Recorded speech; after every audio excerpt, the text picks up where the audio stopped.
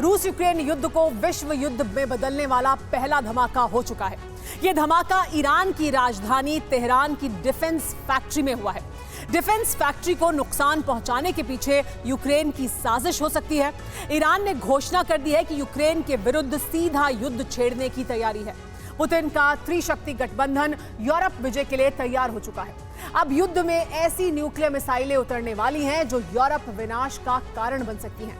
देखिए क्या है पुतिन का त्रिशक्ति आघात और सातों महाद्वीप में युद्ध का खतरा क्यों मंडरा रहा है।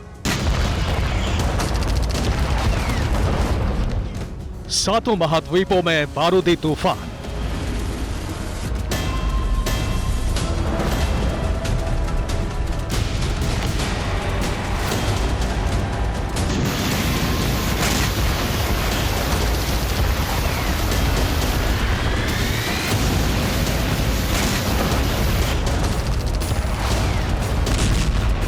दूसरे विश्व युद्ध से भी बड़ा विनाशक संग्राम।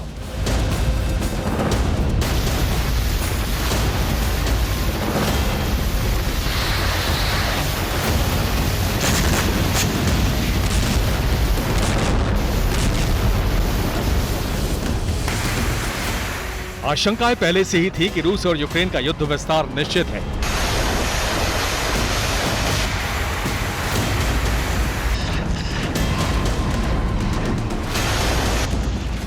अब इसके प्रमाण भी मिलने लगे हैं कि युद्ध की आग एशिया, दक्षिण पश्चिम एशिया से अमेरिका तक फैलने लगी है और ये आग ही दूसरे विश्व युद्ध से भी बड़े विनाश का कारण बन सकती है।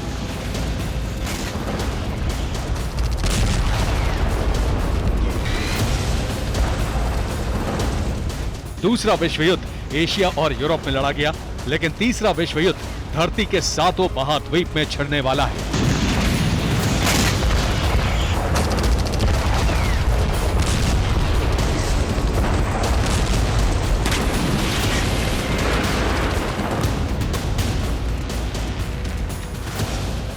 इसका कारण बन सकता है ईरान की राजधानी तेहरान के आसमान पर नजर आता ये काला धुआं।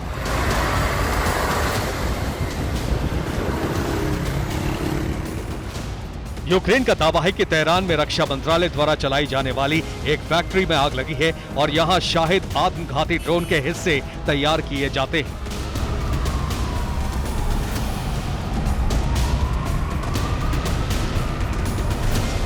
हालांकि ईरान ने कहा है कि तेहरान में कोई डिफेंस फैक्ट्री नहीं है, लेकिन इजरायली मीडिया ने भी इस बात की पुष्टि की है कि तेहरान की जिस फैक्ट्री में आग लगी वो रक्षा मंत्रालय की है।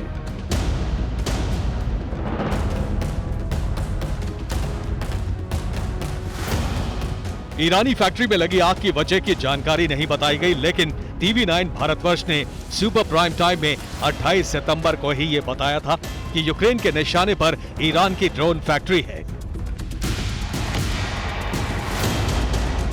यूक्रेनी राष्ट्रपति ज़ेलेंस्की ने G7 देशों को एक चिट्ठी लिखी है। ज़ेलेंस्की ने G7 देशों से उन फैक्ट्रियों पर हमले की अनुमति मांगी है जहां ईरानी शाहिद ड्रोन बनाए जाते हैं। मतलब ज़ेलेंस्की की मंशा ईरान, सीरिया और रूस में मौजूद शाहिद ड्रोन बनाने वाली फैक्ट्रियों को तबाह करने की है।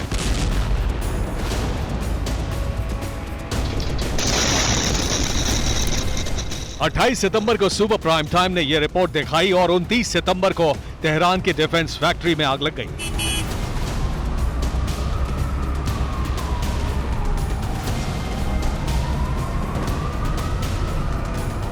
युद्ध की बारूदी आग अब तक यूक्रेन और रूस की जमीन तक सीमित थी, लेकिन बीते 10 दिन में इस आग का विस्तार हो चुका है।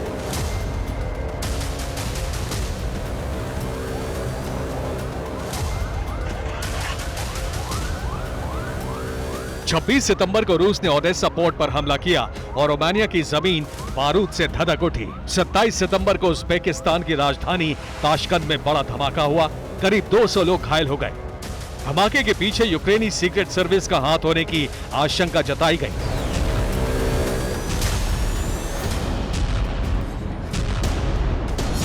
उनतीस सितंबर को ईरान की डिफेंस फैक्ट्री में आग लगी और इसके पीछे भी यूक्रेनी साजिश की आशंका है।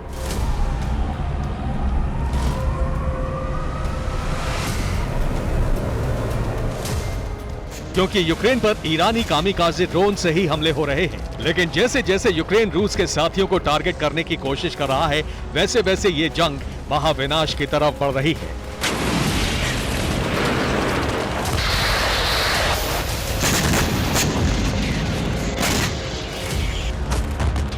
ईरान की डिफेंस फैक्ट्री पर हमले के जवाब में ईरान यूक्रेन के खिलाफ सीधी जंग छेड़ने को तैयार है। अब यूरोप विजय प्लान के तहत ईरान की बैलिस्टिक मिसाइल भी जंग में आने वाली है।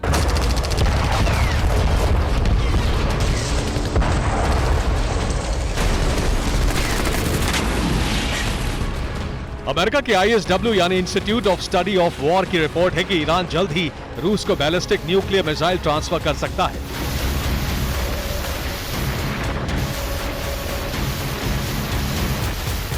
उन्नीस सितंबर को ही रूस के रक्षा मंत्री तेहरान दौरे पर गए थे।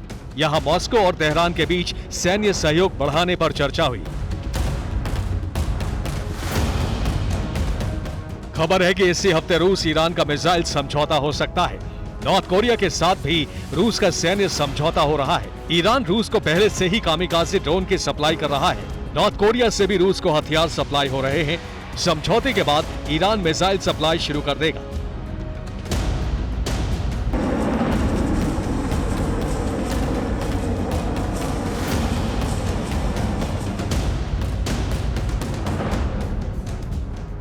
नॉर्थ कोरिया भी रूस को क्रूज और बैलिस्टिक मिसाइल सप्लाई शुरू कर सकता है। ईरान पर संयुक्त राष्ट्र ने मिसाइल और मिसाइल तकनीक ट्रांसफर करने पर प्रतिबंध लगा रखा है। 18 अक्टूबर को ये प्रतिबंधों की समय सीमा खत्म हो जाएगी और उसके बाद यूक्रेन पर कौन सी मिसाइलें बरस सकती हैं, ये जानिए।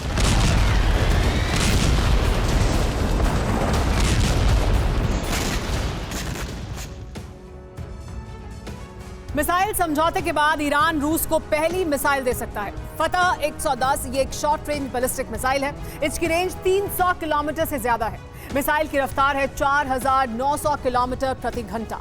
ईरान से रूस को दूसरी मिसाइल मिलेगी जुल्फिकार। ये भी SRBM यानी शॉर्ट रेंज बैलिस्टिक मिसाइल है। इसकी मारक क्षमता 700 किलोमीटर तक है। इसकी क्रूज स्पीड 9250 किलोमीटर प्रति घंटा है। नॉर्थ कोरिया से भी रूस सैन्य समझौता कर रहा है और किम जोंग रूस को हावसल-1 मिसाइल दे सकता है। ये एक क्रूज मिसाइल है, धरती के बहुत करीब उड़ती है। इसकी मारक क्षमता 1500 किलोमीटर तक है। इसकी रफ्तार 4500 किलोमीटर प्रति घंटा तक है। रूस को नॉर्थ कोरिया से मिलने वाली दूसरी एडवांस्ड मिसाइल हो सकती है हावसल-2। ये भी एक क्रूज मिसाइल है। इस मिसाइल की रेंज 2000 किलोमीटर तक है। मिसाइल की रफ्तार 5000 किलोमीटर प्रति घंटा है।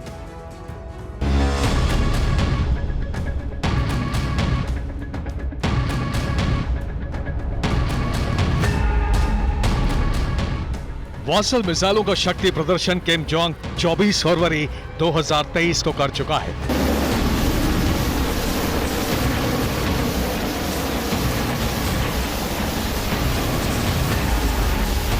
अब सतह के बहुत नजदीक उड़ने वाली ये मिसाइलें यूक्रेन का विनाश बन सकती हैं।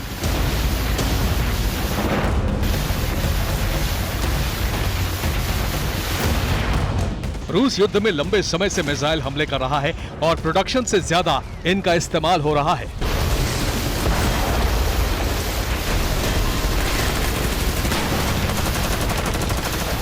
अब युद्ध के मैदान में मिसाइलों का नया जखीरा आने से रूस की ताकत बढ़ेगी।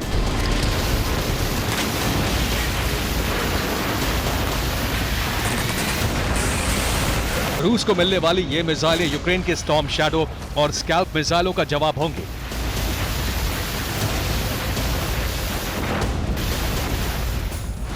ईरान और नॉर्थ कोरिया की मिसाइलें रूस पहुंचने वाली हैं और ईरान ने खुलेआम अमेरिका को चुनौती देनी शुरू कर दी है।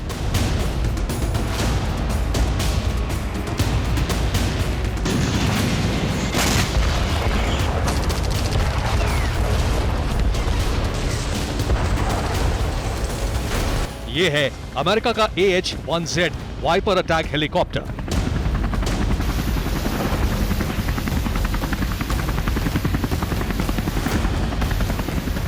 रूस ने अमेरिका के इस हेलीकॉप्टर को अरब की खाड़ी में घेर लिया।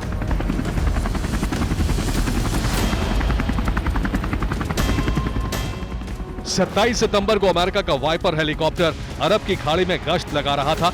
अमेरिकी हेलीकॉप्टर अंतर्राष्ट्रीय वायु क्षेत्र में था। अमेरिका के मुताबिक ईरानी नौसेना ने हेलीकॉप्टर पर लेजर लाइट चमकाई। हेलीकॉप्टर की उड़ान को बाधित करने की कोशिश की गई।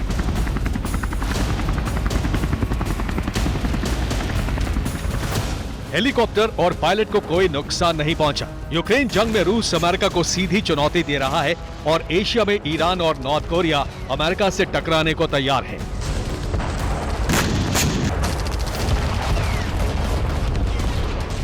यानी अमेरिकी खेमे को घेरने का बंदोबस्त हो चुका है।